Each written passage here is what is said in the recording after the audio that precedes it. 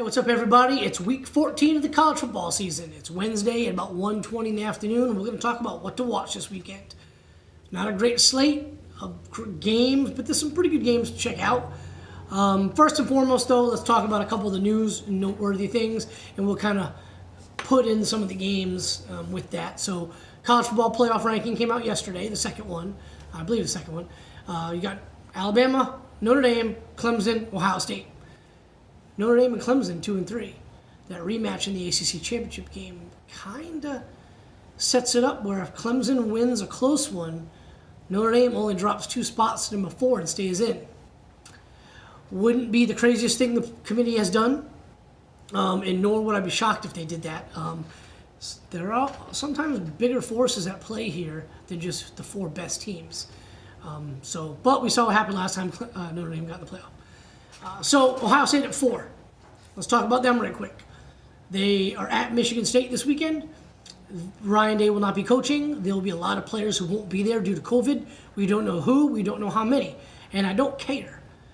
They can trot out all freshmen, and they're still going to beat Michigan State. I know Michigan State riding high. They beat number 8 Northwestern. I've been saying all along Northwestern's not that good. There's some big people in the sports media that think that they are. But whatever. Ohio State's going to win the game, but they've got to play these games. They're number 4. It hasn't been set in stone, but it's kind of been insinuated, implied. They've got to get to the conference championship game to make the playoffs.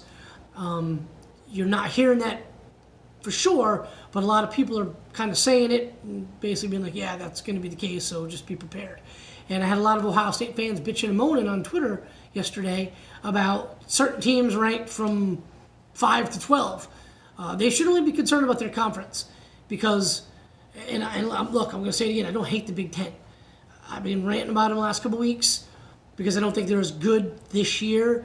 In most years, to be honest with you, that some of the people in The Athletic, Yahoo Sports, USA Today say they are and claim them to be. Most of those writers come from Big Ten schools anyway, whatever. They're a great football conference. They're fun to watch. I enjoy watching them. I've been watching the hell out of them since they've been playing. But they usually have an elite team, which is Ohio State, and then 2 or 3 pretty damn good teams that'll sometimes go to a New Year's Six bowl or contend for the conference championship. And that's not the case this year. It's Ohio State and a whole bunch of mediocrity and worse than mediocrity, just garbage teams. But sometimes we're being led to believe when you watch a Big Ten game, these are elite teams you're watching. When they were elite teams in the 90s, we were watching. Whatever. So anyway, Ohio State's got to play. A&M sitting at 5, hoping Ohio State doesn't get the games in and needing to impress the committee by winning big. They're playing Auburn at noon. They should beat Auburn, but by how much are they going to beat them by? They really need to impress the committee. This is the last week of the season. And then you've got makeup games, so they really need to impress the committee. Not a whole lot going on. Let's kind of backtrack a little bit. Thursday night, you got Louisiana Tech at North Texas, Air Force at Utah State. Friday, no Big Ten game at Northwestern. Minnesota's canceled, so Minnesota's out. I think Northwestern is still mathematically in. I'm not really sure. But you got Louisiana, App State, then Boise State at UNLV. Afternoon games and a whole lot.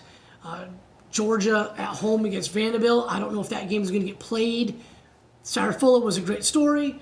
Kicker, apparently some of the kickers on Vandy are back, and the players are mad that they're maybe not going to get an opportunity. They're going to bring Fuller out again. Also heard some rumors that Fuller called out the team for their lack of effort during halftime of the Missouri game. Pissed off some players. Anyway, yesterday a bunch of players opted out. They're saying they're not going to play the last 2 remaining games on their schedule. We don't know what's going on. One of the rival sites I subscribe to, the actual writer for the site, confirmed the reports. As of now, the game's on, but it wouldn't shock me if it gets canceled, which sucks. It sucks for the guys that want to play, sucks for the coaches, kind of sucks for Sarah Fuller that now she's in the middle of it. However, if it's true that she just joined the team last week in practice and came out and did a kickoff in the second half and was criticizing the effort of the players at halftime, yeah, that's a stupid-ass move. You're not part of the team, dude. Well, I don't know why anybody would think that's right to do. I don't blame the players for being pissed about it, but whatever. It is what it is.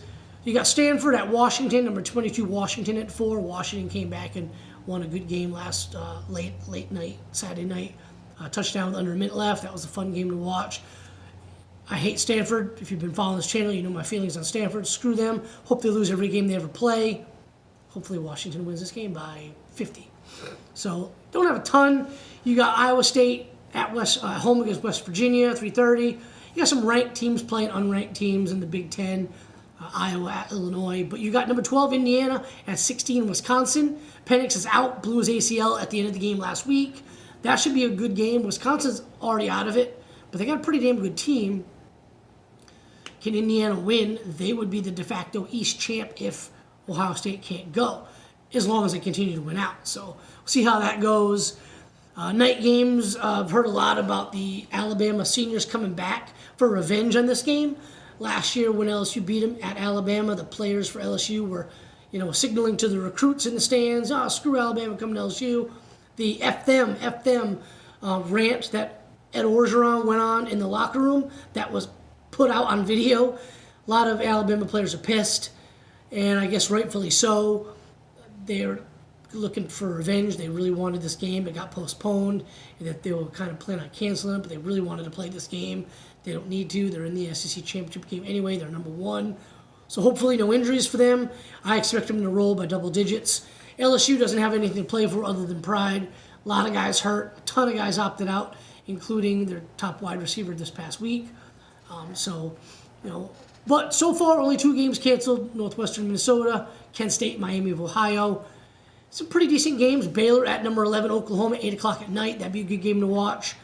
2 good Pac-12 after dark games. Oregon State at Utah, 10:30. UCLA, Arizona State, 10:30. Both of those games on TV. You've got a 7:30 at night Sunday night game.